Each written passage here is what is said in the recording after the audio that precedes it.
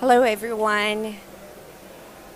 I'm Jin-Sun Lim from International Energy Agency. I'm very glad to moderate this event, developing a sustainable battery industry that can deliver on climate ambitions. Thank you for joining this event. As you all know, that the IEA's latest global electric vehicles outlook projects over 120 million electric vehicles on the road by 2030 if all the stated government policies are implemented. So it means a new battery demand of 1.6 terawatt hour. But for the world to be on a net zero by 2050 pathway, over 6.5 terawatt hour are needed by 2030. Therefore, this event aims to discuss opportunities and challenges in the battery industry to deliver clean energy and clean transportation. So I would like to open this event together with introductory remarks. So first, I would like to invite Mr. Tom House, of the head of the Energy and Environment Division of International Energy Agency. And please understand that this event is being live streamed through the YouTube channel, and also it will be recorded. Tom, the floor is yours.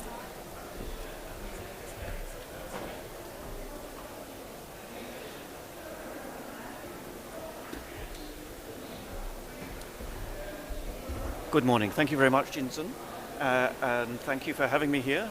Thank you to Korea for hosting us, and we're very happy here as the IEA to be co-hosts of this event this morning.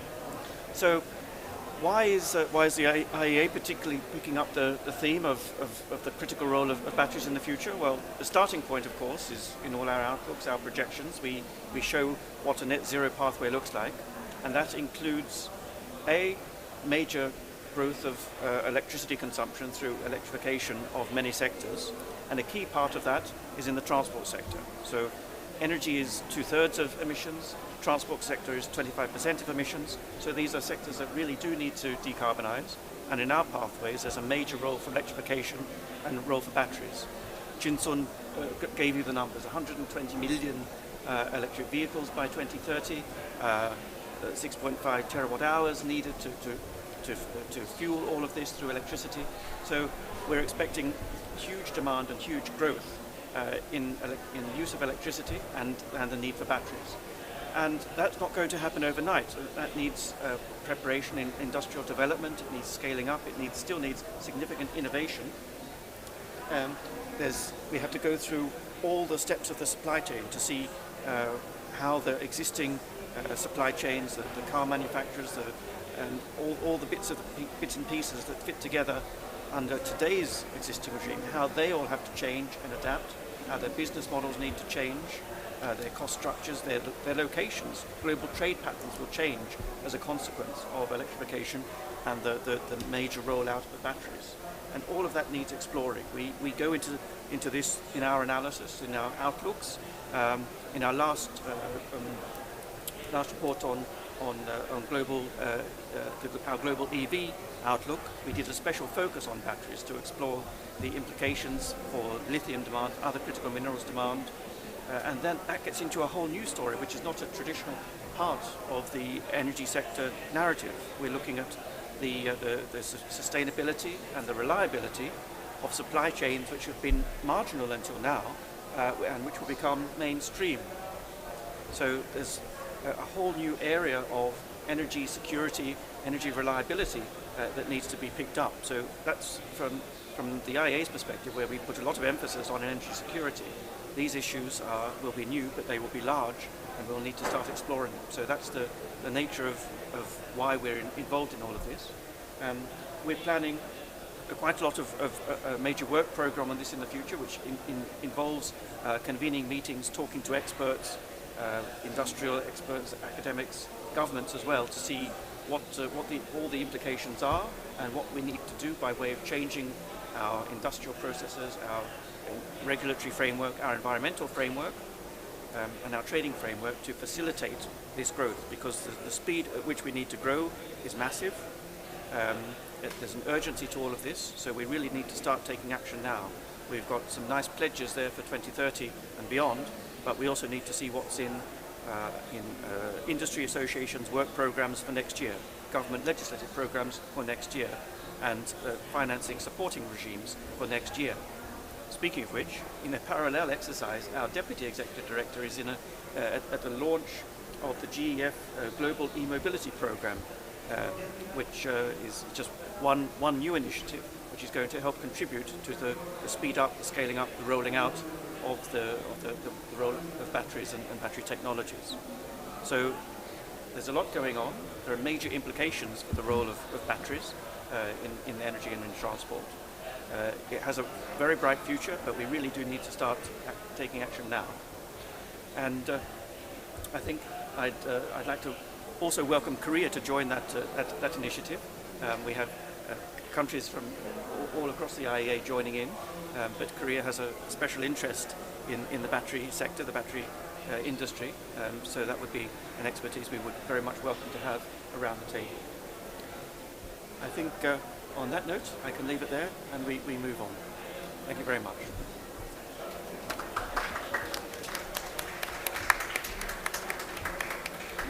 Thank you very much, Tom. We all agree that huge growth in the sustainable battery industry and also the clean energy transportation is particularly important. And now I would like to invite Ms. Young Lim, a Deputy General Manager and Advisor to UNFCCC negotiation from Korea Environment Corporation. Actually, this event is co-organized together with the IEA and also the KECO with the support of the Korea Pavilion. So I would like to invite Ms. Lim.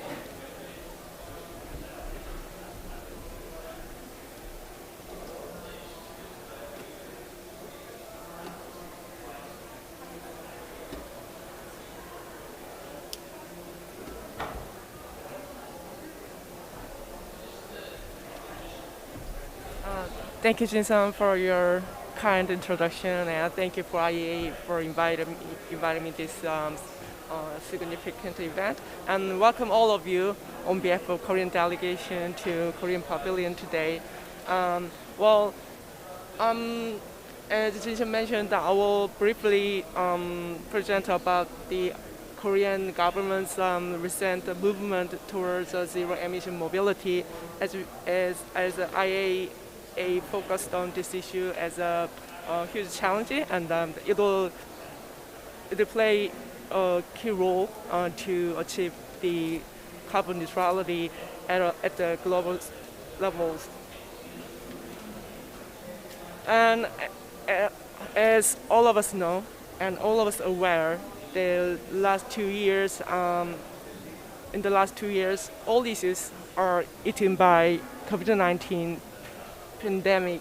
In particular, year 2020 was supposed to be a great transformation year from Kyoto to Paris regime, but many countries have suffered from the COVID-19 pandemic, and even we couldn't have the COP in 2020.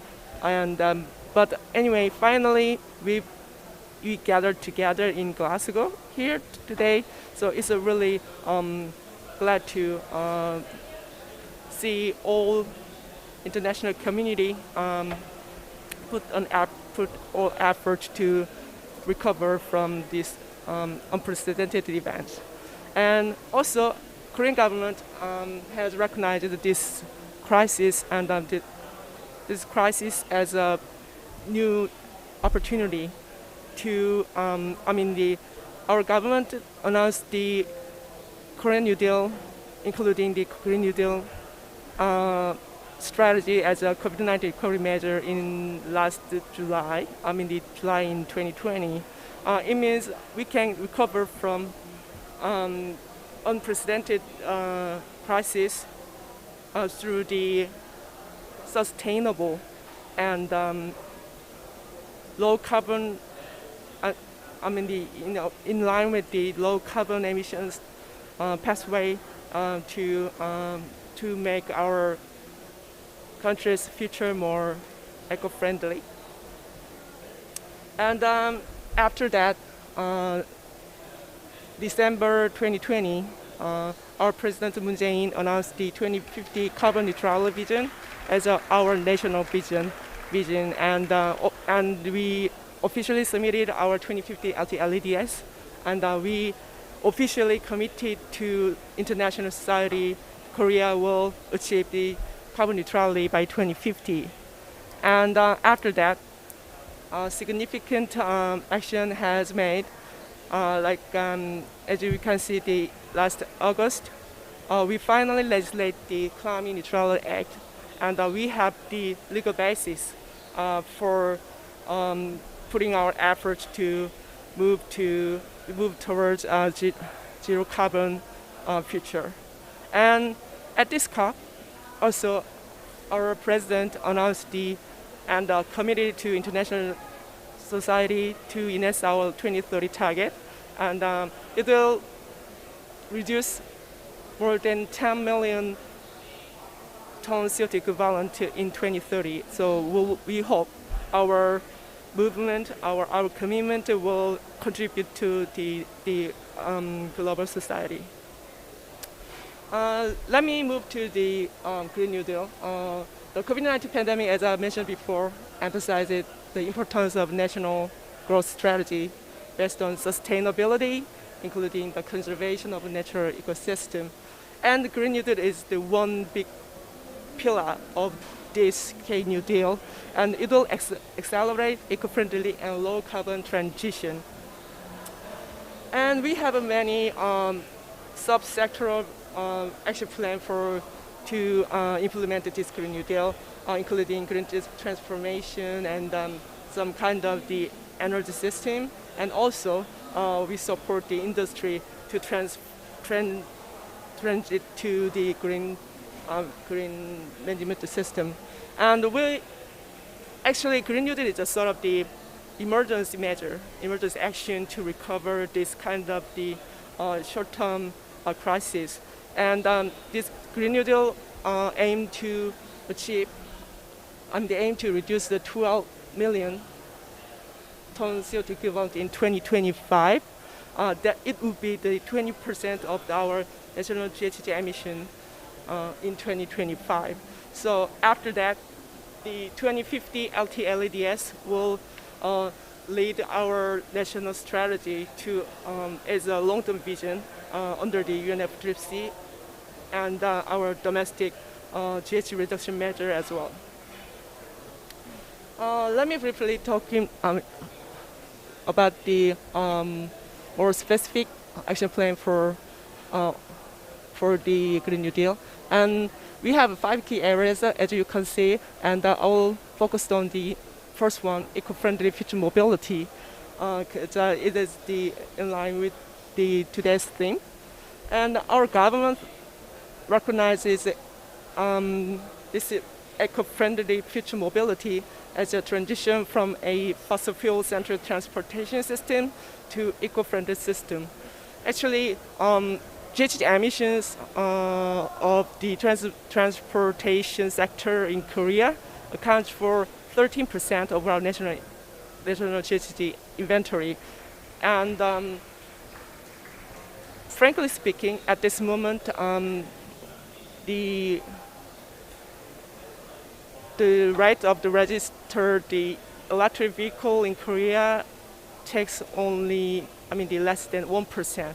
It's a very low number, but in other words, when you think about the other side of the coin, and it could be a huge opportunity to Korea, and in particular, we have suffered very serious air pollution these days, and this eco-friendly future mobility will contribute to both in terms of the GHG reduction, also some air pollutants, including the NOx and SOx from the old diesel cars.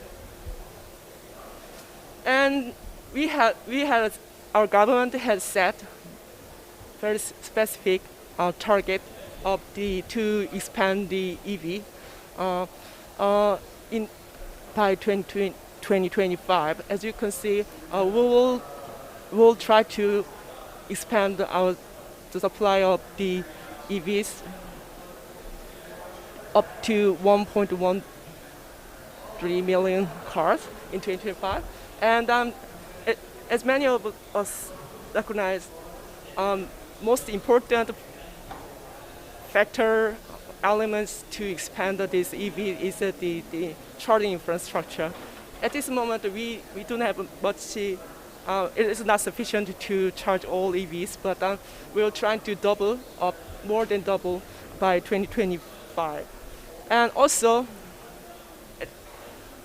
if you buy an EV in Korea, and you can get some subsidy, and we will expand the subsidies to contribute the expand EVs.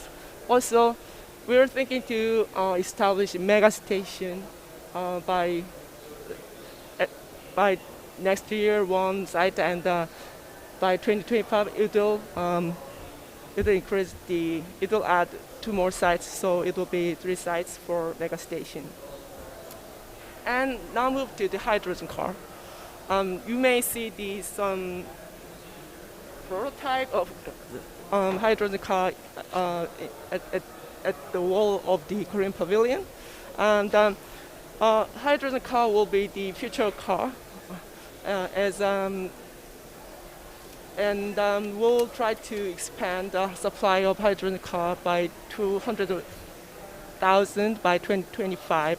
Also, we'll try to install more charging infrastructure for hydrogen cars, and it will be 450 stations by 2025. And also, we have the other measure as a transformative action as the reducing or phasing out the old cars, as you can see in this slide. And when I look, I read a very interesting news article about the Norwegian success story about the EVs, and the critical elements was not the subsidies but a charging station. So at this moment we are more focused on the expanding the charging station for future zero emission cars. And that's what we do. My organization, K-ECO, is an affiliated organization with the Ministry of the Environment, and we are implementing core policies for transition to zero emission cars. As you can see, we installed EV charging station and provide the subsidies for charging station, also, and for purchasing the cars. And we operate the low emission vehicle portal, so every Korean and all people in Korea can see where are the charging station and those kind of information through this portal. I briefly showed our portal. My apologies that we only provide the Korean language, but as you can see, in this map, you can find EV charging station and hydrogen car charging station as well. And this is the hydrogen car charging station in the metropolitan area. Not much as you can see, but we'll try to install more stations in the future. And now it's moved to the electric vehicle charging station. You can see many of them, but still, we need a more high-speed charging station to commercialize the more. The EVs could be more popular, and the customer will choose the EV as a top priority when they buy a car. This will be the good information for them. I'll stop there, and also my apologies that I have to move to other meeting room because I'm following up with some negotiating issue. So if you have any question, please send me an email through the disclaimable@keiko.org. Thank you very much. Thank you, Jin-san.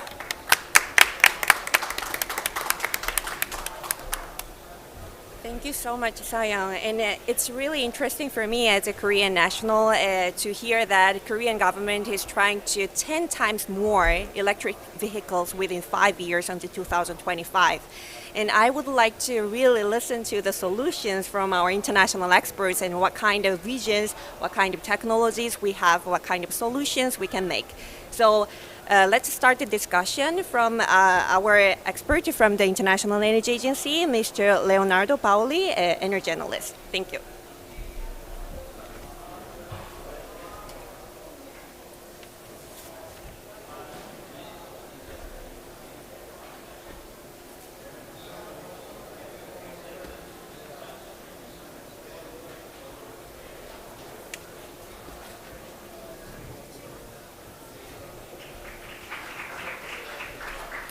Excellent. Thank you very much. It is a pleasure to be speaking at this event. I would like to thank again the Korean Pavilion and the Korean government for co-hosting this event on sustainable batteries. The first thing I would like to say is that a lot of the work that the International Energy Agency does on electric vehicles and batteries is under the banner of the Electric Vehicles Initiative, which is an initiative under the Clean Energy Ministerial. And the aims of the initiative are to have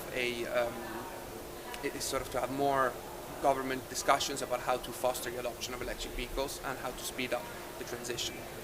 So before talking about batteries, I just wanted to take a step back and to talk a bit about the driver of what is going to be the future of battery industry, which are electric vehicles. In the last 10 years, electric vehicles have had a tremendous growth. I would say that in 2020 there was a turning point. There's been a 40% increase in the sales of electric vehicles when the overall car market was down more than 15% in the aftermath of the pandemic. This really sort of suggested the strength of this market in these years. And it is even more staggering than when we look at really the most recent data. In the first 3 quarters, we're already nearly a plus 50% compared to the previous year. Therefore, 2021 is really poised to become a record-breaking year for the EV market. This tremendous growth has led us at the International Energy Agency to set electric vehicles as only one of two technologies out of the 46 that we assess to be on track, so to have a green light in terms of being on track towards the pathway for net zero emissions by 2050. Now, the growth of EVs is underpinned by 2 mechanisms. Let's say there's on one side the market. In the last 10 years, battery costs have dropped 90%, making EVs much more affordable. OEMs have put on the market many more models. There's over 300 models of electric vehicles across the world. And in general, the range of EVs has gone up, so the range anxiety is less of a problem, and all of this has pushed the market. But on the other side, there are governments. Governments have played a key role in all of this by putting policies that are really sort of giving security to the OEMs. And there are EV incentives across the world, there are fuel economy and CO2 standards, and there are zero-emission vehicle mandates. And all of these are really pushing the market forwards, and they will be necessary if we are to keep on being on track in the future. Now, again, a bit on EVs, because EVs really drive the future demand in terms of battery. So if we start, now we have about 4% of the vehicle market. If we consider the policies that are already in place in our stated policy scenario, we see a market share of EVs to be around 16% in 2030, just 9 years from now. If we consider the announced pledges scenario, so including all of the pledges that have been made so far, including the nationally determined contributions, including the phase-out announcements that have been made by several governments, then we get to about 30% at a global level in 2030. And if we are to be on track with our net zero by 2050 scenario, we need over 60% of the car market to be electric by 2030. This is, of course, a huge challenge. It would bring on the road over 300 million vehicles by 2030. Now, we're here to talk about batteries, so let's look what these projections mean in terms of battery demand. We begin in 2020, for the last year for which we have data. We had a production of roughly 160 gigawatt hours per year. If we go towards the steps, so just with policies that are currently there, we get to over 1.5 terawatt hours, so close to a tenfold increase. If we take into considerations the announced pledges scenario, so with all the pledges that have been made so far, we get to roughly 3 terawatt hours of demand, and this is just from electric vehicles. And then, again, in the net zero by 2050 pathway, we get to the staggering 6.5 terawatt hours per year. We like to think of these in terms of number of gigafactories that get installed every year from now to 2030, and in the NZD, we're talking about 20 gigafactories that need to come online every year from now to 2030. This sounds all scary and staggering, but you might have heard of there's a company called Benchmark Mineral Intelligence. They track the announcements made by the battery industry and different investors in terms of plants that are supposed to come online, and the last time I checked, there were 4.1 terawatt hours of plant capacity. So this of course is a very large number, and I have to check this every month because every month this number keeps on increasing. So this of course is a huge challenge, but of course there's a lot of opportunities. In the next slides, I just would like to touch upon some of the challenges and opportunities that the IEA has analyzed so far in the different reports, and just highlight those that are I think sort of the major ones. So let's begin with the scale up. We already discussed about just the rate of increase that is necessary. We've only looked at data up to 2030, but in the net zero by 2050 pathway, the growth has to continue all the way to 2050. Of course, not just by cars, but then it's going to be buses and heavy truck. To do this big scale up, there are challenges in terms of channeling finance, channeling skilled labor, and of course, governments will be able to help in this in different ways. But at the same time, there's a lot of opportunities with countries that have not yet maybe entered the automotive market. This is an opportunity. There's a new industry that is being created, and this could bring a lot of opportunities for the countries that decide to seize it. There's also the innovation challenge. Batteries are great. The improvement that has happened since 1992, when they were first used in a commercial device, have been staggering. However, they're not there yet in terms of the performance that we need for the net zero by 2050 target. We need batteries that are more energy dense to enable the electrification of the heavy duty sector as well as other long distance sectors. We need batteries that are cheaper so that electrification cannot be limited just to the rich countries, but go on in all, be widespread at a global level. And we need them to have different materials that are used so that we can diversify the material impact from the batteries of the future. So these are the first two key challenges and opportunities. And now this brings me to the third one, which is about the raw material supply and the raw material supply chain. We at the IEA have released the critical materials report, where we sort of have been tracking this need for metals by the different clean energy technologies.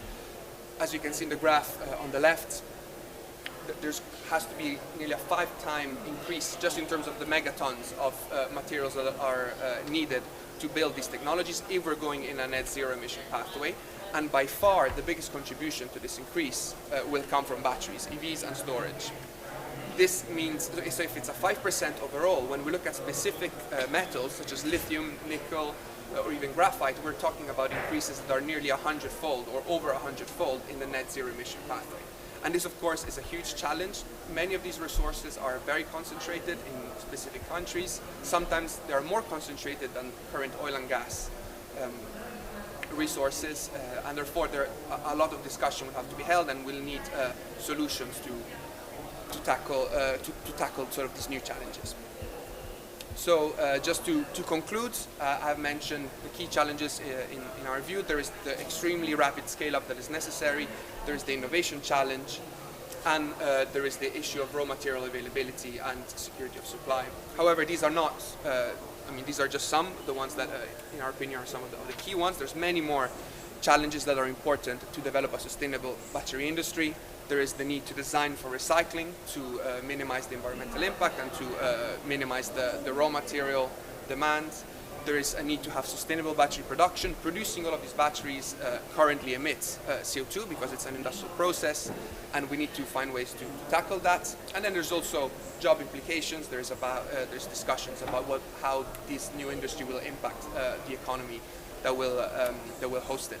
And of course, all of these aspects can only be helped by international collaboration. International collaboration is essential for speeding up innovation. It's essential to make sure that supply chains flow smoothly, and it is really important for everybody to be here in Glasgow to discuss also about how to make sure that these big challenges can be tackled together at a global scale. I really look forward to hearing from the other speakers, their opinions on this topic, and thank you very much.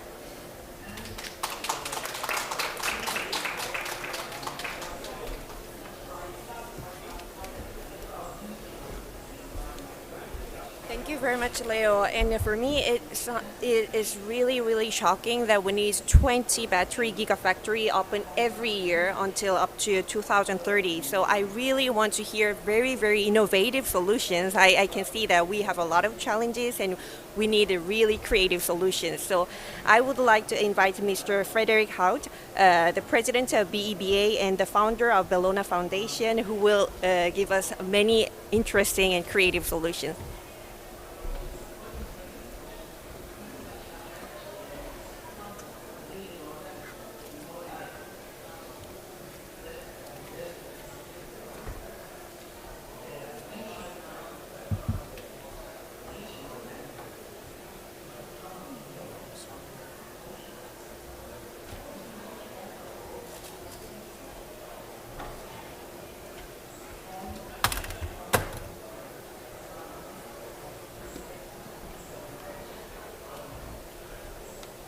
Thank you so much. In Bellona Foundation, we imported the first electrical car to Norway back in 1988.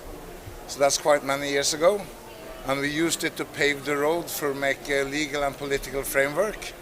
So we drive it through the road toll without paying, because then it got confiscated, and then we got a lot of political attention. That was one car. Last month in Norway, 78% of all new cars sold in Norway was electric. So I'm going to tell a story today on, if I just manage to, thank you. So this has been a long journey for us. In 2008, I was able to meet Tesla, and I understood it was our time now, and that even if it has been very slow development with batteries and the use of batteries, it would explode. And we started to do some different activities. In Norway, we are quite big in shipping. So we thought that if we could electrify shipping, we could make a difference. And we started to study that. And we also started then a commercial activity to also deploy new kind of batteries. BEBA has established, and BEBA is then Bellona Holdings battery company, a strategy building competence on, with the environment as a frame, on how to develop the future batteries. And we have a strong and active commitment to this, and been working systematically to reduce the footprint of battery production. In Bellona Holding, we do different kind of activities, and we have a pavilion here, but we also needed to find new ways of produce biomass, which is the Sahara Forest Project Company, which develops seawater greenhouse that makes fresh water, which can make large amount of biomass for the future. And we are also now with the Ocean Forest, the biggest producer of seaweed in Norway. And then we have BEBA, that has been working systematically. In 2015, we went into a company called Graphene Batteries. I liked it very much because it was high-end, high-risk, but it was sulfur batteries, very little use of metals. And from this we got spin-offs. So we started to do electrification of maritime sectors through Rensea, Bream Explorer. We started to build charging infrastructure for cars. And after 1.5 years ago, the development in graphene batteries and BEBA ended up that we merged these activities into a new company called Morrow Batteries that are now building a 42 gigawatt battery production facility in Norway. And what I'm going to tell now is a little bit how we have been working with them to create a carbon negative battery value chain.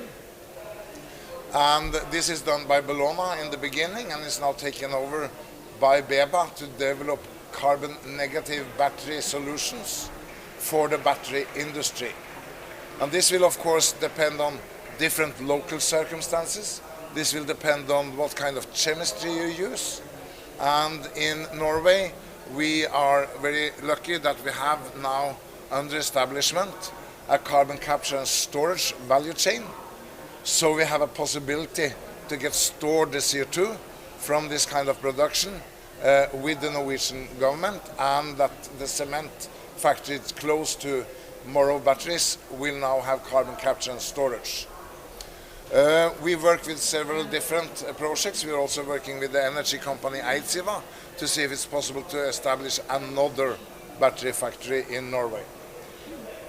I've been working during these years with biomass production, batteries and electrification, renewable, and carbon capture and storage. In what I'm going to present now, we put all this together, and also then with another thing that has fascinated me for many years, pyrolysis technology that we do with the company Vov, that I find have very interesting and industrial solutions for pyrolysis, which we have been waiting for as long as we have been waiting for the electrical vehicle. The world needs batteries, we just heard. And I will not go in detail in all of these foils, but I wanted to have them here, so if anyone is interested, they can get the presentation and look at the figures. And in Norway, we also have a surplus of hydropower, which helps us a lot to reduce the environmental footprint. And we also have a surplus of biomass from the wood industry that helps us. But Bellona and BEBA is also working then new ways of producing sustainable biomass with seawater, which we found in after Copenhagen conference that very few people did, to produce large amount of sustainable biomass in the future, and I will explain you why. So the problem with battery production is that it's going to be one of the major emission sources in Europe if we don't take proactive action here. The mineral extraction in particular is energy intensive and also has a lot of CO2 emission if it's not electrified. So it's a very interesting market for batteries. Therefore, it's very important that when we work with creating a carbon negative value chain for batteries, that we have a choice of battery chemistry that reduce the impact. Morrow batteries will start with producing lithium iron phosphate batteries without cobalt. I think as one of the first in Europe for the transport sector and energy storage. And we have a huge market also for these batteries in shipping, where we think that there is a lot of reasons to use iron phosphate, also because of fire and risk. But we have in Morrow Batteries also signed up with an LMNO technology with the Danish company Haldor Topsoe that really reduce the environmental footprint.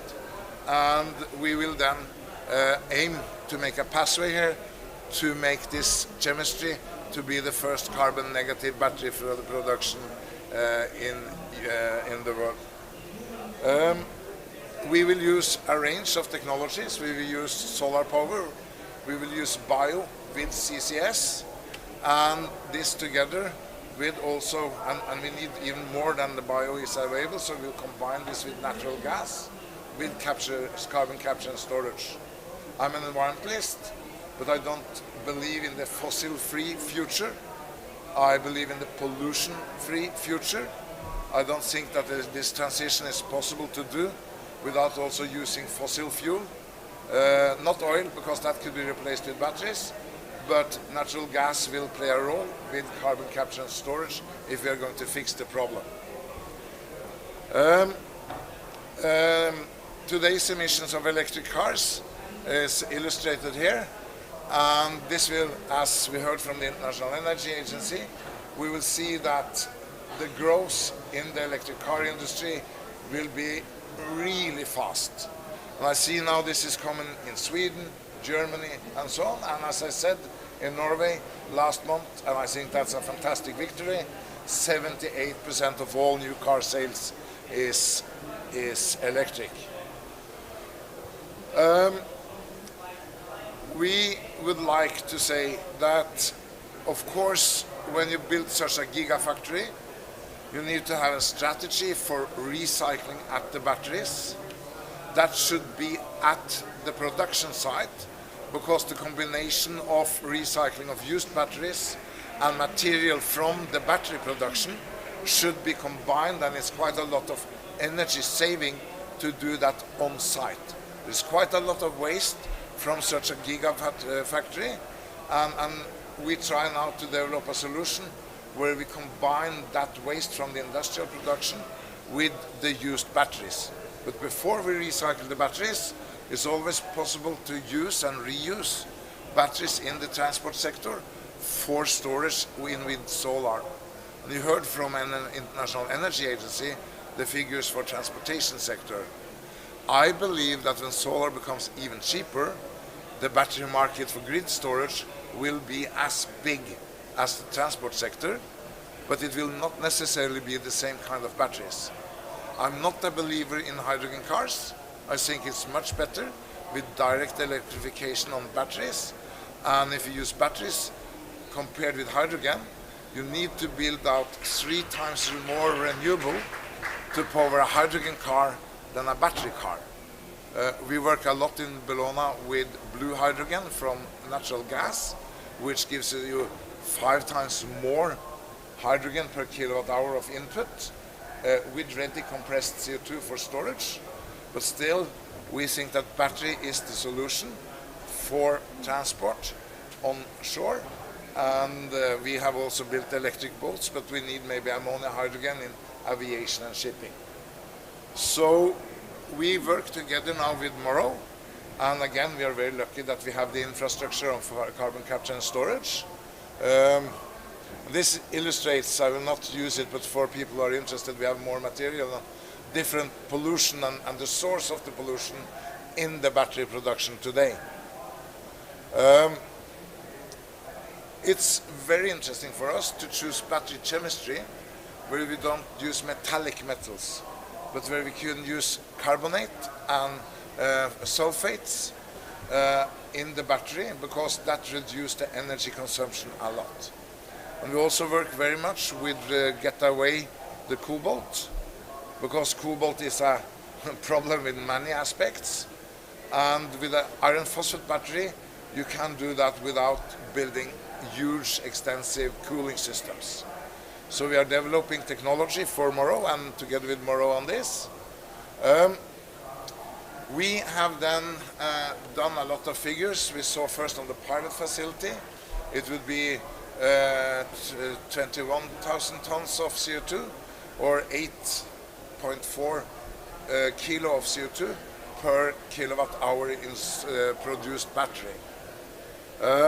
If we scale this up, you need 350 to 450 megawatt solar or hydropower needed in a 42 gigawatt production.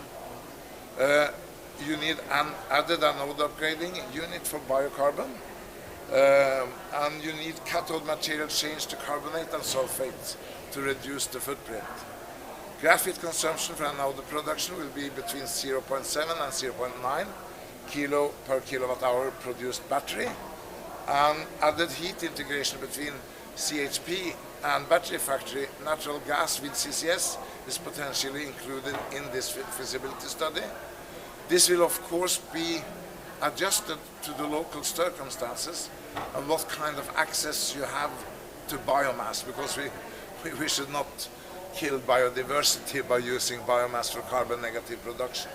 But what we have planned here is, and I'm not a believer of biofuel, so I think the biofuel available should be used with pyrolysis, making biochar, or that could be used also in the second scope for the producers of metal, which could have carbon capture and storage in the future, but it could also be used then in the battery production. So reducing the CO2 footprint in the batteries as much as possible with the choice of chemistry. We plan now to build 200 megawatt in the beginning of solar, even in Norway. That starts to be quite cheap, combined with hydropower. And pyrolyzed biomass is used then for production of graphite for battery cell production, biocarbon for metallurgic industry, and biogas for balancing solar power. And we can use the synthetic gas that we get from the biochar production to dry the cells, and we could put carbon capture and storage on that heat and eventually electricity production. And since we have the boat with CO2 coming from Heidelberg cement factory some hours away, or in front of the harbor of Morrow, it's easy for us to get away with the concentrated CO2 in the existing infrastructure. So we need carbon capture and storage of bio CO2. This is the scheme we have made. We have not in this said we're going to do this and this, but we show the options. We could use plastic waste into this and do carbon capture and storage. We could use residual bio-waste. We could also use recycled batteries with pyrolysis to get energy. We have gas power into this because we have carbon capture and storage. We think that's acceptable. We have CCS, and we have then also production of graphite and other potential anode material into this. So this is the concept we have developed, and we think that Morrow, we are very lucky. We have a lot of circumstances, but it's also a choice of battery chemistry, and we aim to be in production in 25, and towards 2030, we have enabled then pathways to be the first carbon negative battery factory. So we will produce batteries for around 700,000 cars, and each car when they drive will remove then in principle a little bit CO2 out of the atmosphere. That's our goal. Thank you.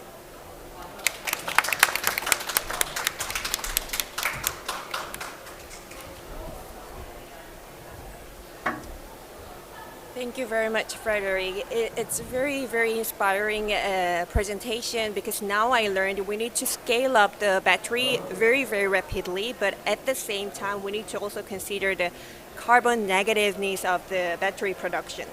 So now I would like to invite a speaker from the LG Energy Solutions, a leading battery production company of Korea.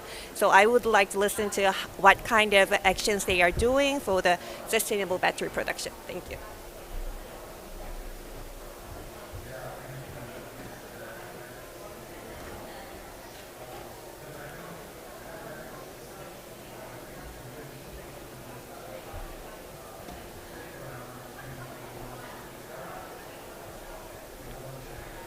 Good morning, everyone. I hope I'm audible enough. Somehow this is not working for me, but anyways. So thank you for having me. Thanks for a kind introduction. It's been very interesting presentations and sessions so far. And then now I would like to share the perspective of LG Energy Solution. My name is Ji-Hae Choi. Sorry, is it working for you? Yeah? Okay. My name is Ji-Hae Choi. I'm part of the ESG team. So as you know, the ESG stands for the environment, social, and governance. And then we have this ESG management as part of the key drive for our accelerated climate action.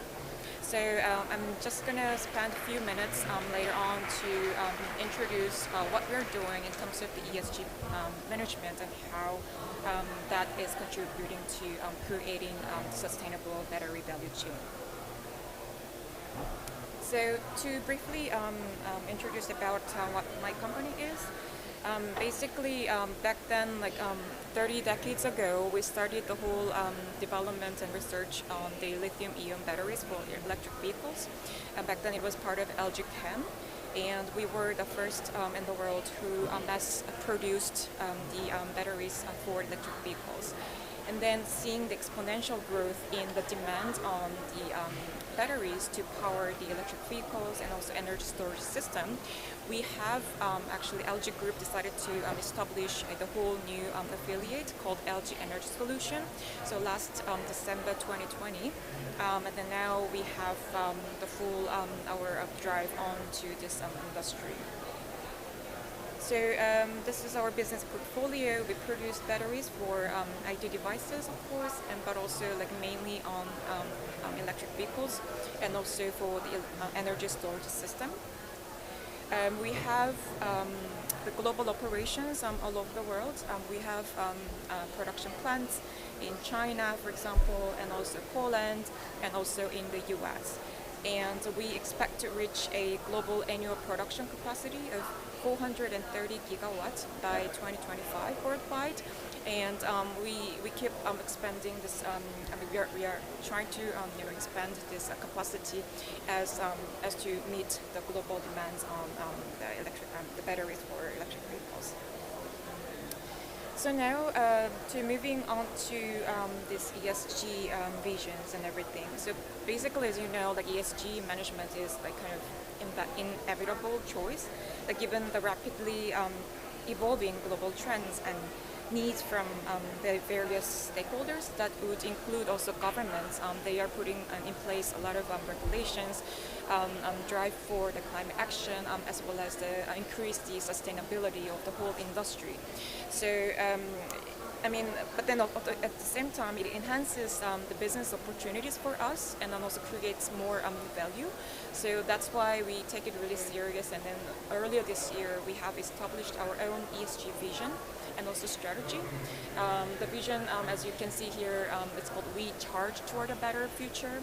And then we have this charge. It consists of like 6 major areas that we would like to tackle as we go forward with the ESG management. So the climate action and circular economy is one pillar, human value management, also advanced environmental health and safety is also one pillar.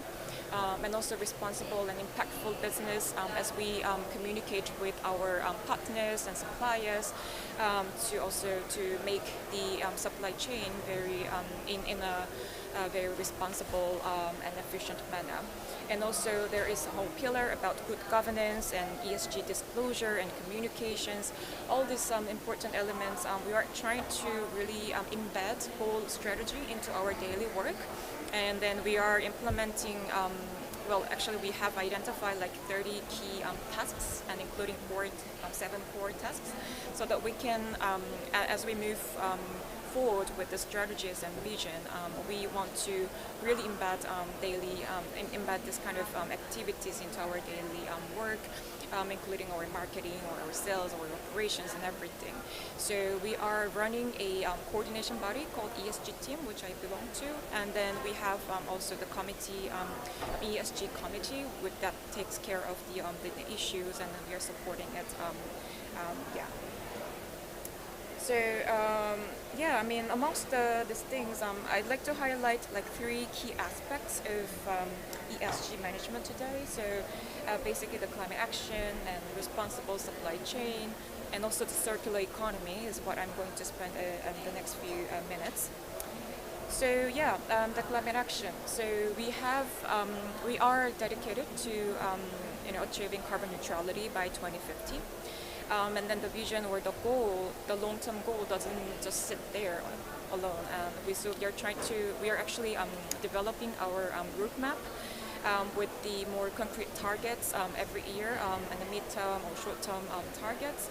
It's currently under development, and we expect to have it completed by end of this year. And also, basically, as you can see in the graph on the right bottom here, significant portion of we're trying to come up with few concrete mitigation measures. And then, as you can see here, like we are trying to like significantly reduce our greenhouse gas reduction emissions by transitioning to the renewable energy. And also we have put some of the measures to really optimize the energy efficiency and then the use and the consumption in all of our sites, all over the world in the global sites. And then now we are talking about this roadmap, and I know that Frederick already mentioned that there's whole stakeholders involved in this battery production. It's not only about the cell and module and pack production, but also it involves how you manage your raw materials extractions and minings, refining, and also how you source those raw materials for as a key ingredients or materials for cell production. So we have. We are trying to really see like who is involved in our whole battery value chain, and then what can be done in terms of reducing this carbon footprint of the product, and then how we can support our suppliers or partners, business partners in this journey. So on the bottom of this slide, you see the battery carbon footprint. It's based on the life cycle assessment that we have done. As you can see, almost like 70% of carbon emissions actually comes from the raw material production. And also the battery production actually accounts for only like 30% of the whole CO2 emissions. Of course, the whole LCA results may also differ by the product and what kind of material you're using, but just to highlight that it's not only us as a cell producer, but also we need to involve the whole battery value chain, and then that's where we are going actually. So to pick up on this transition to the renewable energy, so basically LG Energy Solution, we have joined our RE100, which is a global initiative led by the Climate Group and also the Carbon Disclosure Project. It's an initiative to bring on board the stakeholders to convert to renewable energy 100% by 2050. We have set our targets to really expedite the process to complete the transition to renewable energy by 2030. And then we have set our goal to do that across our existing production sites by 2025. And also to do it by 2030, including all the new upcoming production sites. And also we have been quite ambitious about how we deal with our Scope 3 emissions. We are also we have set a target to complete the RE100 transition across the whole entire material supply chain by 2030.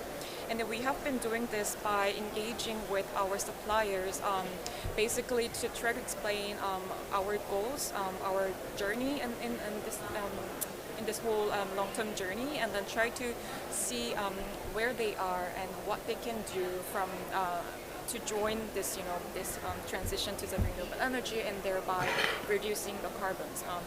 And then we have been engaged in one-on-one meetings with suppliers and try to really get their buy-in on their understanding of these common goals.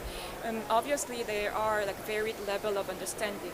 If you look at the whole spectrum of the suppliers, they have a different understandings, or the level of implementation is also very different. But we try to really work with them and then try to also let them know that we are there to support them, because we have also obviously a big global network, and then if you are working with the small and medium enterprises, obviously they sometimes need to have build their own capacity, and then we are there to stand by and support them. And then, I forgot to mention about this current status of our renewable energy transition. So basically, we have already completed our renewable energy transition in our production sites in Poland and US. we are also keeping our work to make that transition happening in Korea and also China. In Korea especially, we have been using green pricing and then all the schemes that government has put in place, such as like power purchase agreements. But at the same time, we see the role of governments to play in this area, because the policy drive and also the infrastructures that the business can use, it's still like evolving, and it's still in its inception phase. So I think there is a really large room to fill in terms of how we work together with government and business, and how we promote, or how we come up with the synergies together. Yeah, and then coming to this, optimization of the energy use and consumption. Basically, we try to really, improve our the whole equipment in an efficient manner, like energy efficient manner, and also the measures and improvements are being made with the digital transformation, and also transition to the low zero carbon fuels all over our production sites, and also the headquarters and everything. Yeah, and then now I'd like to touch upon this topic, responsible supply chain management. So, like, knowing that there's a whole variety of stakeholders engaged in this supply chain, and also like if you look at the mines or refineries, or like key raw materials for batteries, they have quite significant potential risks in terms of the social issues or environmental or health. So we try to really identify, tackle that kind of potential risks that can arise from supply chain, and then try to really mitigate the potential negative impacts on environment and the people. Also, particularly to address, labor and human rights issues, such as forced labor or child labor issues that have been unfortunately arising from some of the mines in the other area. So we have established, we have our own key 2 principles running. That is a responsible sourcing policy, and also the code of conduct for suppliers. Basically, this policy we have it aligned with the UN guiding principles on business and human rights, and also the OECD guidelines for the multinational enterprises, and also the OECD due diligence guidance for responsible business conduct, and for supply chains from minerals from conflict affected and high risk areas. So we have set these policies, and then that would make us to implement our sourcing and the procurement of materials in a way that we first map the supply chain, and then we kind of identify potential risks by running through the ESG assessment of supply chain on a regular basis. And then based on the results, we also run a due diligence process, and then also we do a third-party, we engage third-party auditors to ensure the transparency in the whole process.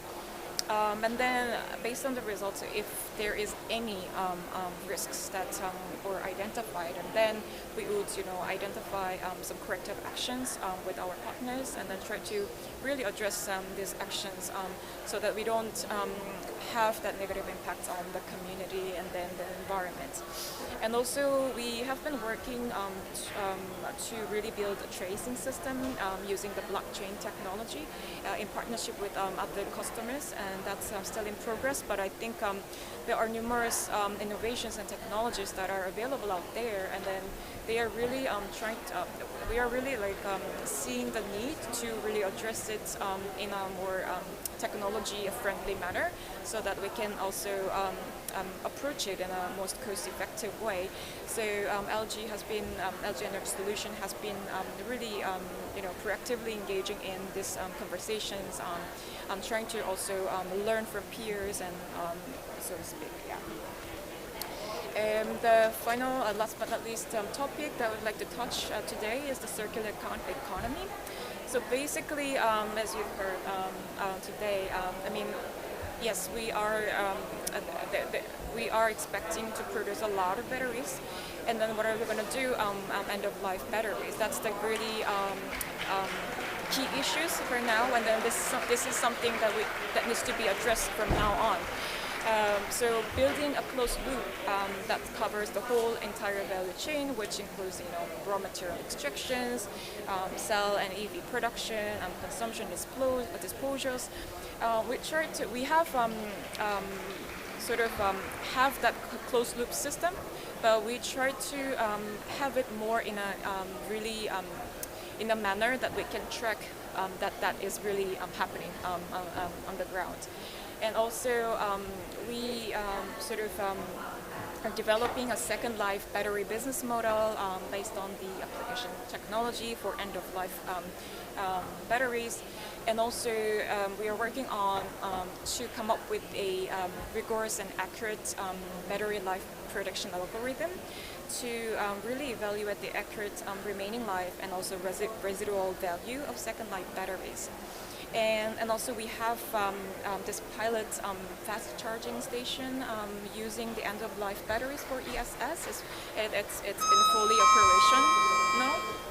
Dear COP delegates, and then we are also working on to the mass to production. your mouth and nose at all times during your time at the conference, unless you are seated in a room with appropriate distance, Yeah, I'm just or going to let whilst the eating or announcement go. drinking, or are medically exempt.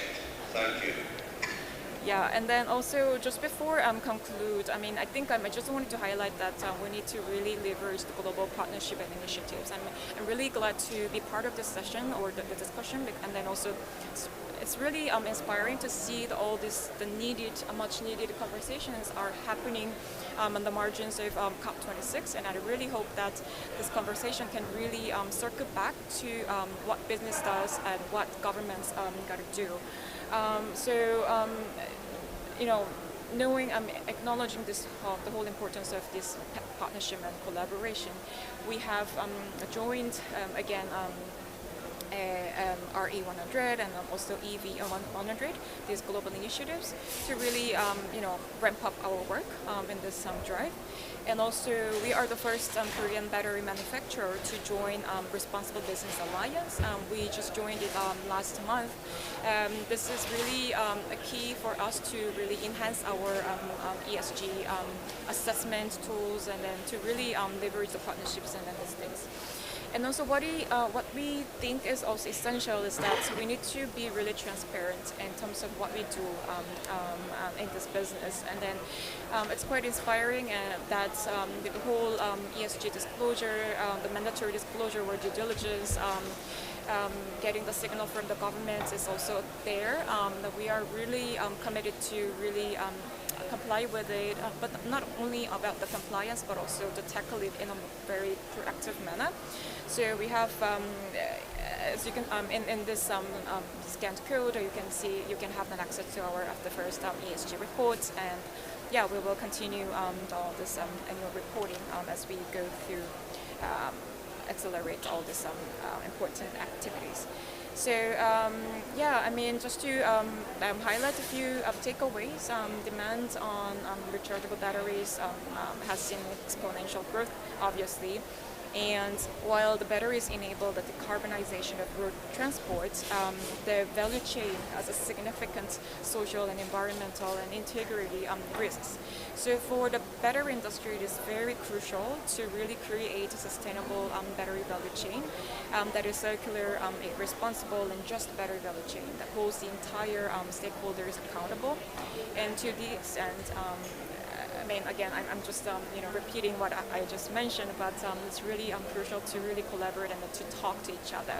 So I just wanted to highlight for the last time, we are committed to creating the sustainable battery value chain, and also really looking forward to collaborating with partners as a future. With that, I'll just leave it to you. Thank you so much.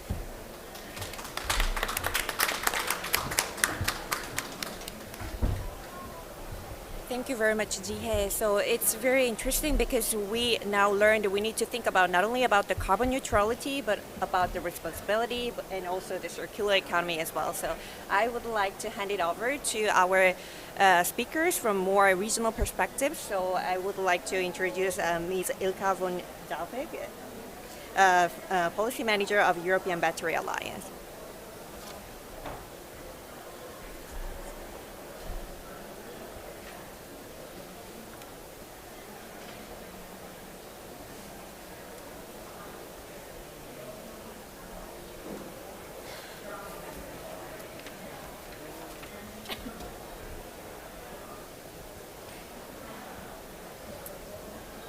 Okay, thank you very much. Thank you IEA and also the Republic of Korea for having us here to share our work that we have done within Europe on developing a sustainable battery industry. I think we heard very encouraging examples both from Norway and LG Energy Solutions, and I think many of the summary or the concluding remarks is actually something that we can sign under. I think you will recognize yourself in one of those that I will show you. For the European car industry, I think we can all agree on that the future is going to be electric. These are just some news from the beginning of this year, and I think this is concurrent with the observation from Leo that 2021 or starting 2020 already is really a turning point for the European and also the global car industry, I would say. There are many announcements that accelerate timelines when auto or car manufacturers want to be fully electric. They stop hybrid vehicle production, some of them have announced it, and already today they stop development or innovations when it comes to combustion engines. So it is really a transformation that we see is happening, and this is happening very, very fast. But if you're going back to only 5 years ago in Europe, the picture was completely different. Our starting point, you can see it here to the upper left, especially when we're looking at the supply chain. There is zero raw material production going on in Europe. There was very little on the processed material side. Cell production, I think actually Esg Energy Solution, by that time Esg Chem was one of the first that moved to Europe. But when we looked at projections on the demand side, there you can see that we used mainly UBS estimates by that time that were very optimistic on the development on the EV market. As coming from the Nordic countries, ice hockey is a very popular game. So what we presented to the European Commission that was the hockey stick forecast. So a lot of people in the European Commission are well aware about the hockey stick forecast. It's this double exponentially growth in the EV demand that we see. And this was really something that we said, if we are not prepared in Europe, we will not only lose out on the supply chain, but also on the production of the automotive industry, which is a stronghold in Europe. There are many people employed in the automotive industry, and if we are not careful, if we are not prepared for this change, we will lose a lot of those jobs in Europe. So we really need to do something. And this was really the boost of what we called the EBA 250, which is part of the European Battery Alliance. The European Commission listened to us, and in 2017 they launched officially the European Battery Alliance, which is, I think, the first time Europe really gathered together to develop an industrial strategy for an entire value chain. And our patron or father within the European Commission, Vice President Maros Šefčovič, he stated already then that the security of the supply chain, increased costs due to transportation, time delays, weaker control, or limitations on the design will threaten the European industries. So we need to act fast and together, so getting back to this cooperation aspect, to overcome this. And starting out with a very, very small group of people that we gathered together in Brussels along the entire value chain, from raw materials to the cell producers, to the car manufacturers, and also some recyclers. we started to develop an action plan to be handed over to the European Commission. In the beginning, there was not a lot of traction. There was a lot of skepticism around it, I would say. There were people saying, well, look at Asia, they already have won the race. We cannot do anything about it. Look what happens in the solar industry. Other people told us we are too early because we should wait for the next generation of batteries to be established. Then we can start producing. Nevertheless, we started to develop this action plan, and we in this work we did not want to point at the government or the EU Commission to say you need to do this for the industry to be able to start producing. It was rather a dual approach that we pointed at things that we needed to have in place by governments, member states in Europe, but also things that we wanted the industry to commit to. So it was actually a both push and pull, you could say, from both angles, both the market and the government. And in the end, it led to the publication of the European Battery Strategy, or Battery Action Plan, in fact, which is a guiding document for the Commission actually to push things forward on their side. But I think we have also seen a lot happening in the industrial network. When we started out, we were like 10 companies. We have now grown into a network with more than 700 stakeholders, covering all sectors along the value chain. We're getting new applications still every week, and I guess it is an open platform for information exchange, for raising awareness, getting together, forming strategic alliances, and it is an open platform for everyone who wants to do business in Europe. So it's not an inclusive club for only European companies. It's very much that we need this exchange as well with the outside world. And if you look, I think we heard a lot about this, what happened to this predicted tipping point at 2020, 21.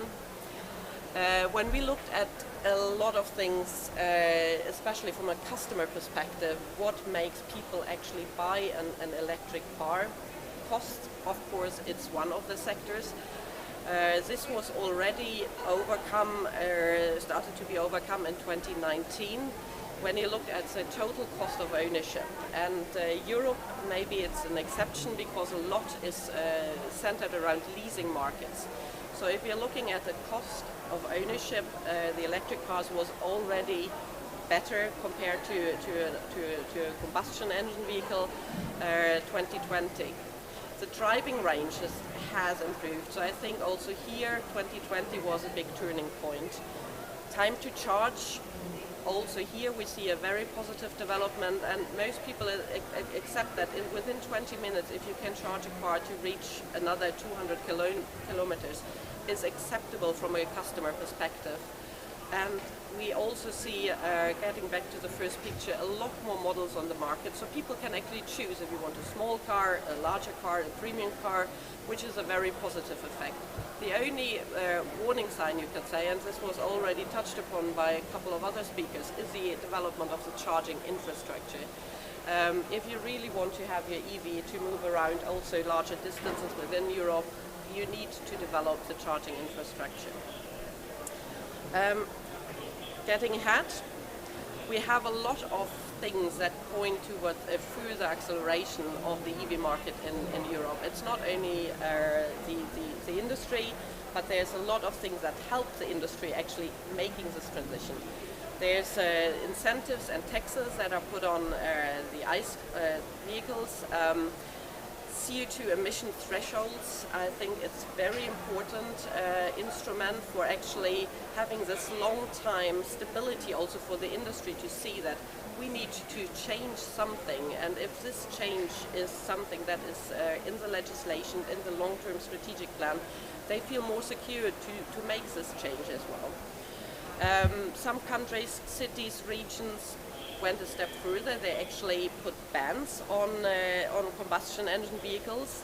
I think Norway here is the European front runner in many aspects, but a lot of countries are following. And what's really interesting, the UK, where we are right now, they actually went a step further than EU even, and put a ban on heavy-duty vehicles from 2040, which is a very ambitious step, I would say. European emission trading systems, another instrument that I think will also push electrification in other sectors, not only for road transport, which is now included, but also the maritime and aviation sectors, as we heard. And yeah, I think this is just a confirmation that the industry has picked up this transition. There are some predictions that show that new car sales in 2030 will be more than 85–90% only EV sales. I think Norway is already there at this turning point. Other countries are starting to follow, which is very promising, especially like the large economies like Germany and France. You see this transition is happening faster and faster.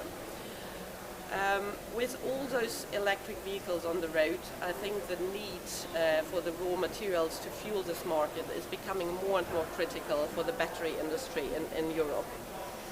The demand building up quite massively. We have gone from 0 battery production sites in Europe for only a couple of years ago, and are tracking now up to 47 projects that are either built, constructed or announced in the pipeline, which is quite a lot of battery gigafactories to be fueled with raw materials.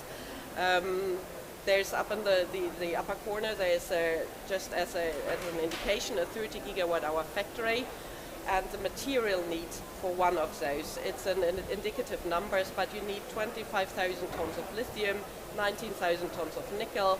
Graphite, it's one of the most volumetric, you could say, components. You need 33,000 tons, and if you're looking at an ordinary NMC, you also need some cobalts, even if there are other battery chemistries are going to be developed. We took this projected demand for Europe, and looked what can we actually supply from European sources to fuel this industry. And I think we made this in the beginning of this year. The growth has actually accelerated even here. So for 2025, the demand will be up to 550 gigawatt hours, in 2030 up to 1 terawatt hour. So looking at the global scale, I think Europe is a major market. But what can we actually find in Europe to fuel this? Looking at lithium and manganese, there are some resources we could exploit. Graphite, cobalt, nickel, it's looking not very promising. And this is reflected as well in the cathode and anode productions. Graphite used for the anode, it is very little here in Europe going on. Here once again, Norway has some activities, but most certainly we need to step out our effort to diversify the supply chain. One thing that is a little bit of a concern for us is on the recycling part. There's a lot of uncertainties in the market right now due to lacking regulation on responsibilities and liabilities connected to used batteries, on the material flows and so on and so forth. So I think there's a lot of hesitance in the market right now, and there's also no business case to develop large-scale recycling in Europe. So there is something for the legislators to think about how we actually address this part. I think very briefly on this picture, because I have a background as a geologist, so I need to put some geological sketch in here.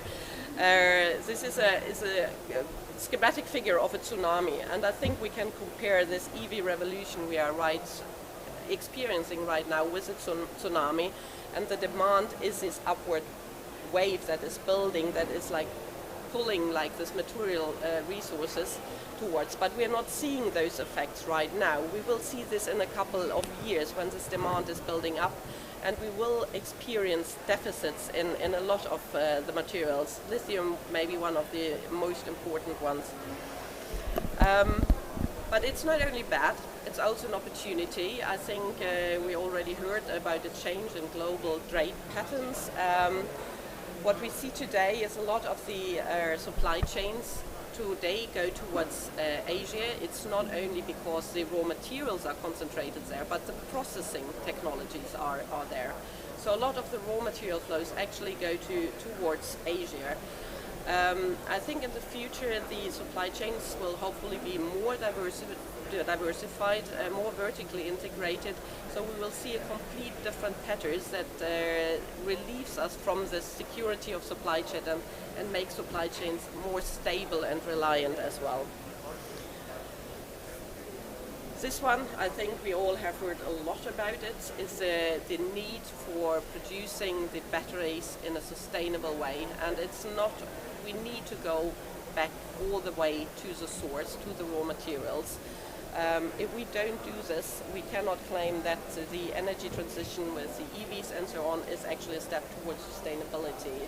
In other words, we cannot drive around in a clean car with a dirty battery. I think we all agree on this. It is very energy intensive, the battery production, and Gia showed some numbers about this. So I think the access to renewable energy is very crucial to make this transition really sustainable. There are a lot of other things as well related to the trade patterns, green transport and shipping of the materials. I mean, it's still a global market that we also can improve. I just leave it like that for the discussion, I think, as we heard a lot more detailed things about it. What I wanted to point out is one of the, I think from the European Commission, a very innovative piece of legislation that has been proposed. It's a new battery regulation that they have proposed last year. As a battery regulation in the European Commission, it means once it is adopted, it is valid in all member states. So it's currently being discussed and negotiated because it's a very ambitious piece of legislation. What is innovative about it is all about a single product. And it's looking at this product over its entire life cycles, from the raw material supply, over its production, its use phase, and then back into the recycling.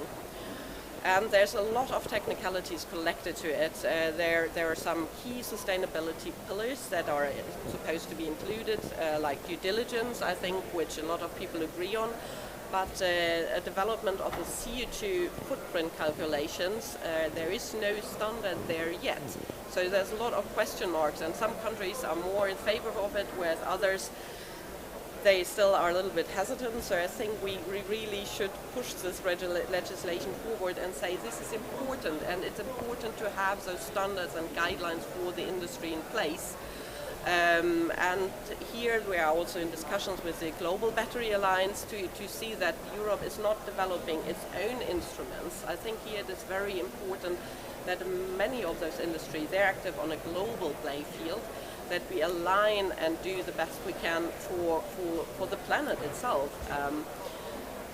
However, I think this proposal that is not even adopted yet made a major change in the industry, what we can see. It is pushing things in a right direction, and no matter which industries we are talking about, they are all aware of CO2 footprint and emissions, how to reduce it. I think that is my last picture. It is very similar to a lot of other things that we have already heard. It is very important to discuss how to make it sustainable. The regulatory or supportive regulatory framework in combination with the industry that really stepped up and said, okay, we want also to produce, to have the sustainable battery production in Europe, was very critical. So hand in hand together, and I'm looking very much forward to the discussion now.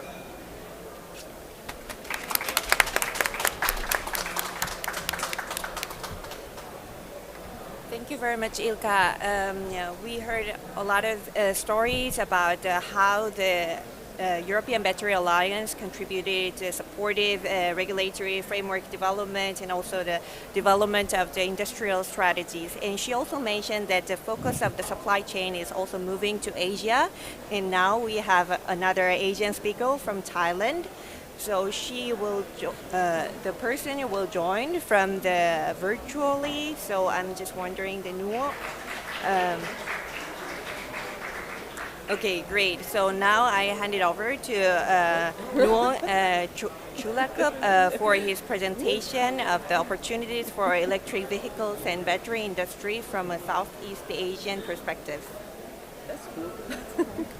Thank you very much. So I'll say I think it's always very difficult to be last speaker because I think everyone has said already what I need to say.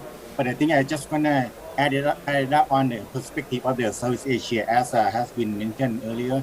So on this, my co-author, Dr. Pipa, cannot join today, and she actually president of the TESTA, which is a Thailand Energy Storage Technology Association, which is very new because I think, of course, battery has been, I think, a key player toward for renewable energy integration as well as the electric vehicle. As well, also myself has been a committee for both TESTA and EVAT, which stand for Electric Vehicle Association of Thailand. So I'll be speaking on behalf of both organizations here.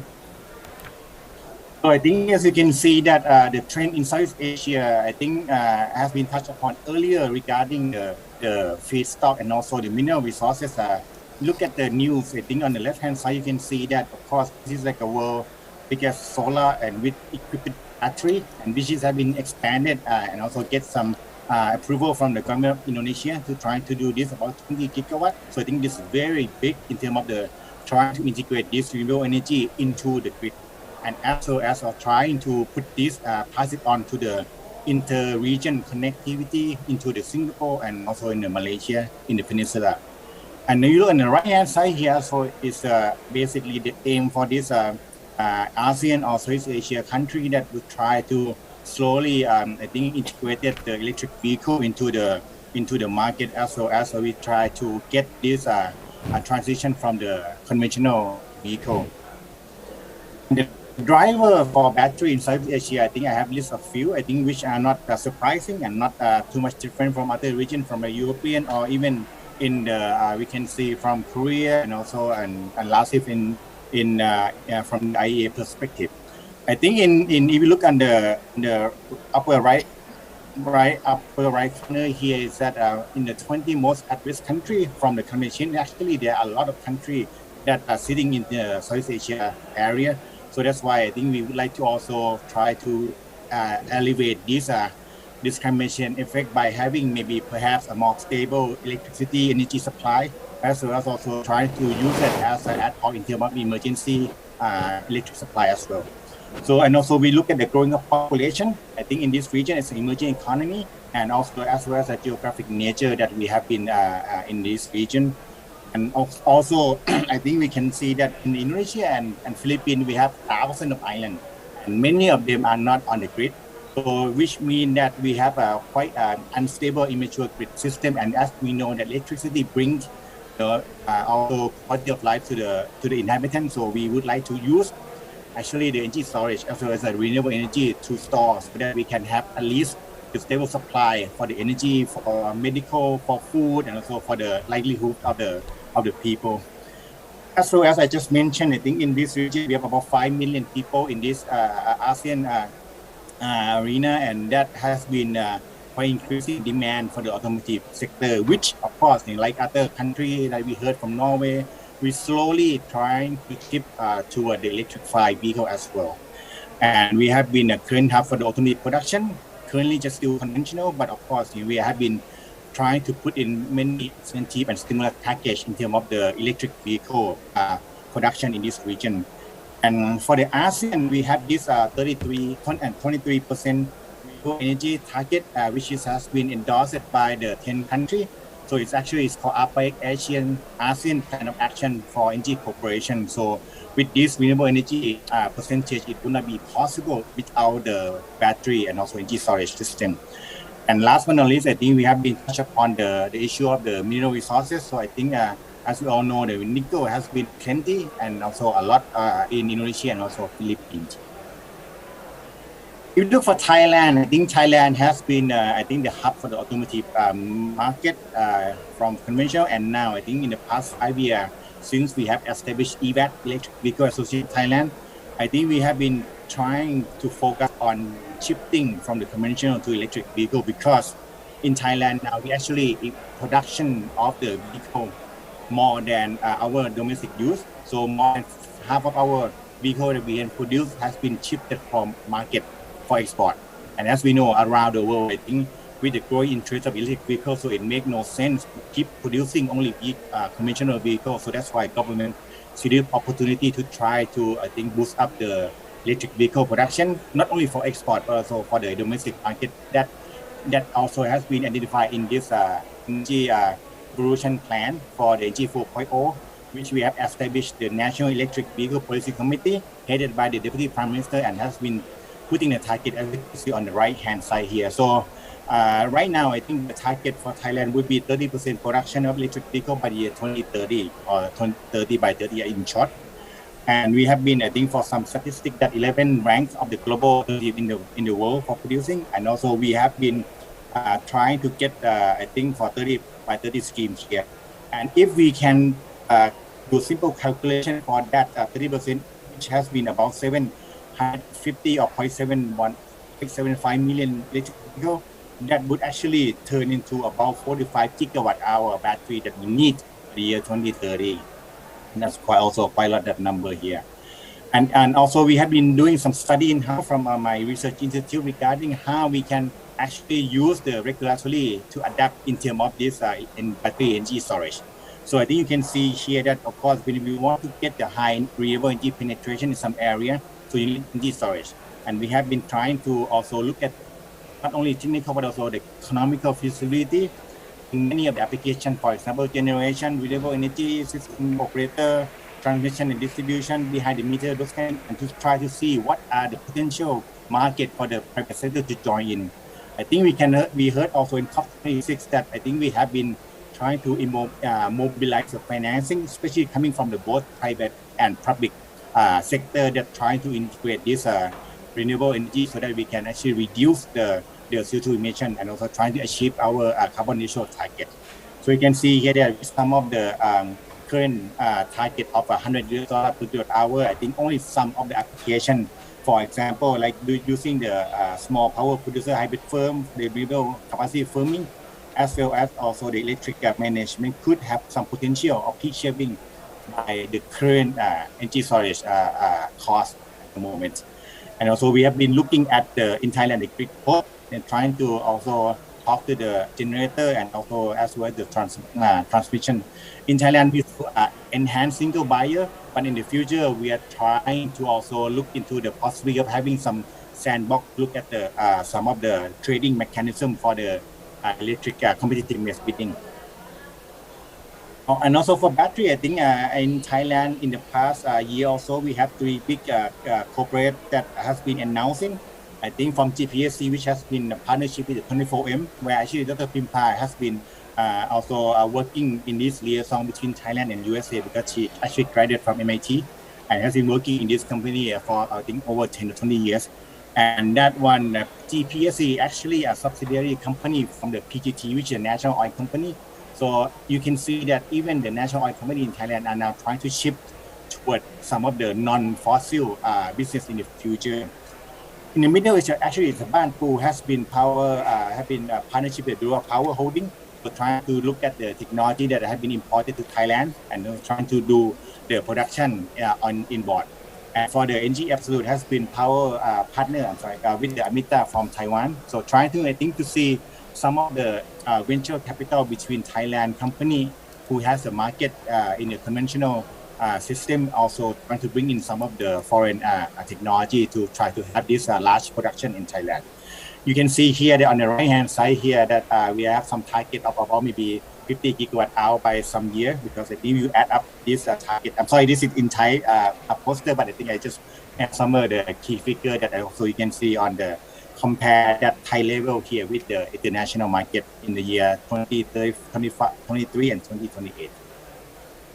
Really, Indonesia, I think Indonesia, we know that they have a lot of the nickel supply. I think it has been also in the largest automotive market because there are about 230 plus million people in Indonesia country, and also has been ranked for the global automotive producer. And also for nickel, I think it's about 29% of global demand has been in Indonesia, and that's no wonder why I think there are many corporate that has been talking to government of Indonesia in trying to establish both of the battery producer company plant and as well as the Hyundai for EV production base in the ASEAN. And for ASEAN, I think we have this called the free flow of the automotive market. So we don't tax the vehicle that actually produced within ASEAN region when we want to do the inter-region shipping. And for battery, of course, we had looked for the microgrid also because of the island base. I think the Indonesian also trying to bring in this battery energy storage to try to stabilize the electricity backbone. And also you can see here. Now look in the Vietnam, I think you can heard that about the VinFast, which is I think a very fast-growing auto company and has been trying to establish nationally and also as the electric vehicle model from the VinFast. And there's some plan also in there to try to push forward this electric vehicle for four-wheeler, but also the two-wheeler. I think in Vietnam they have I think more in the order of millions of two-wheeler that has been used. I think nowadays with the influence coming from China. And for battery, for the renewable energy application, I think Vietnam in the past few years has been very popular because of the subsidy into the wind and also solar. Many of the companies from Thailand actually going to have the investment and also set up the renewable energy power plant in Vietnam as well because of the subsidy here. So you can see many of the rising in terms of the solar installation that has been shown in the graph in the lower right corner here. For Philippines, I think Philippines also you can see some supply the nickel as well. But for Philippines, because the population is still not as much and in terms of the vehicle, I think they're still just starting. Maybe some of the jeepney, I think the has been converted to electric jeepney or even the three-wheeler, which has been protected by the ADB that has been trying to do some demonstration of the electric vehicle integration into the market in Philippines. But I think one of the interesting point in Philippines is because of the electricity price in Philippines is actually the highest among the ASEAN country. So with the high electric price, so the battery or the energy storage may have the economical or feasibility business opportunity in this country. And you can see that with a lot of region island, then they are also need in terms of this renewable energy integration. And the target, I think, in 2040 is about 54% for renewable energy, as well as to try to bring in this project for about energy storage in terms of tens of million megawatt size that has been, I think, in the news in the Philippines. So, and that, I think I don't have any conclusion. I just want to give you some update. I think my conclusion will be similar to the conclusion that's been seen previously. So on behalf of the TESTA and EBAT, so I'd like to thank for all your speaker, all of your attention, and also your Thai from the Korean Pavilion as well as the IEA. Thank you very much.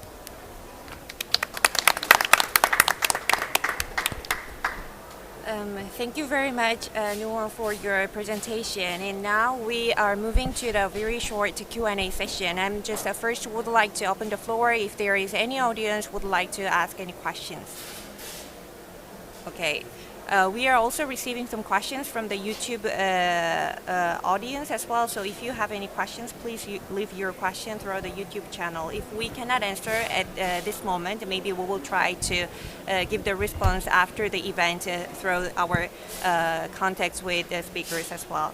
So maybe I will start from the first question to Leo and Ilka and Jihe related to the raw material supply thing. So Leo mentioned the demand for critical minerals is set to soar over the next 2 decades by 5 times, and I'm just wondering that what kind of thing happen if the battery industries can solve this issue if the raw materials become scarce and prices are soaring.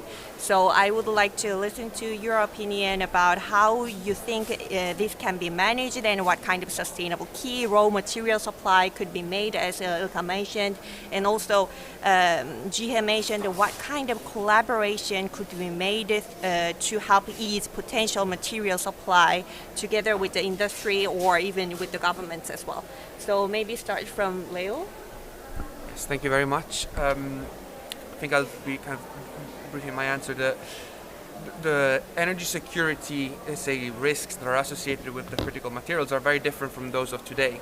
A spike in prices would not necessarily affect the running of cars immediately, would affect the cost structure of the automotive industry, would be more of a slow impact on the consumer economies. We think that if prices do go up a lot, say in the net zero scenario where we have this really large quantity of demand, we could see substitution away from these metals. Innovation would probably be pushed forward for finding more alternative battery chemistries that do not rely on these metals. LFP is one of the options, so being on more on iron, or the manganese one as well, or even for lithium there could be sodium-ion batteries that could help ease the pressure. So I think innovation would be spurred in the case of these high prices. And then Ilka, could you respond to the question? I agree with Leo. Alternative battery chemistries will. We already see that there is some development going on, especially when it comes to LFP, but also sodium ion. So I think it will become more important if we see the battery industry grow. What we are struggling with in Europe, I think, a lot is public acceptance of mining as one of the major barriers really for the green transition. And it's not only limited to batteries, it's a lot of clean energy technologies that will depend on metals and minerals. And here I think we need to raise more awareness that mining will be a part of the future and that we can and promote sustainable mining.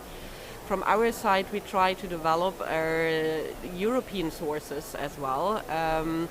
There are new kinds of, we can call them unconventional lithium resources that previously have not been exploited, like geothermal brines. So there are, I think, new innovative ways for mining as well to go. Thank you so much, Ilka. Jihae, could you respond? Yeah, thank you for the question. I think I generally agree with what Leo and Ilka mentioned. Basically, yes, to secure these key materials for battery, I think you need to work. You need to look at the different dimensions like prices, the cost, but also in terms of the sustainability of the minings and the effects, the impacts that the whole the mining or the production of the materials can bring to the communities. So just to build on what Leo mentioned on like different kinds of chemistries and then the materials that we are using, we are working with partners like universities and also other business partners to seek the innovations in terms of, for example, there could be solid-state batteries or lithium sulfur batteries could be one examples. And also we are opening this, opportunities for the business and the universities and academia to really bring those key innovative ideas to us, and then so that we can also, make some synergies out of these things. One concrete example is the battery innovation contest, where we also hold innovation forum, so that we can really bring together all these key actors and then all, invite great opportunities and innovations from all over the place. And also, I also want to build on what Ilka also mentioned about the sustainability of the mining, because yes, the general acceptance about the mining and then its significant potential risks in the environment and people, I think that should be really part of the whole decision-making process. I think we really need to work on raising the awareness and then to make sure to identify what can be done to really better address the potential issues. I think that's the key, and then also that would be the platforms like this would be one of the major channels that we can bring those actors together. I'll stop there. Thank you. Thank you very much, Jihae. So, and during the session, I think we heard a lot of efforts from the industry side and also from the government side to promote the EV and also the sustainable battery industry. And particularly, I remember that Nuong was giving us the example about Thailand case, about the Thailand's EV national policy and a committee establishments and others. But I still assume that there are many things the governments can support for the sustainable battery battery industry. So I would like to give the question to Nuong and also Frederick about the role of the governments, how the governments can support the innovation and also building of the sustainable battery industry. So maybe perhaps I will go start from the Nuong from the more Southeast Asian case, and maybe Frederick, you can give the more global perspective as well. So can I start with the Nuong? Okay. Nuong, could you respond to the question? So thank you very much for your question. I think government also has an important role. I think as well as setting the target, and as also issuing some of the incentive or a mechanism that can ease the indication of the investment for those. I think we will say high tech, for both EV and also battery energy storage. I think for in the case of EV, we have seen rising adaptation of the people who actually tend to buy this electric vehicle because of the lower excise tax for the vehicle, as well as also we have this 0% import tax from coming from the free trade agreement with China, and also some of the percentage, I think maybe 20 and 40% from Korea. But also just a few weeks ago, there was also some discussion coming from the Ministry of Finance and trying to say reducing the import tax, for those we call the environmental friendly vehicle, for example the BEV.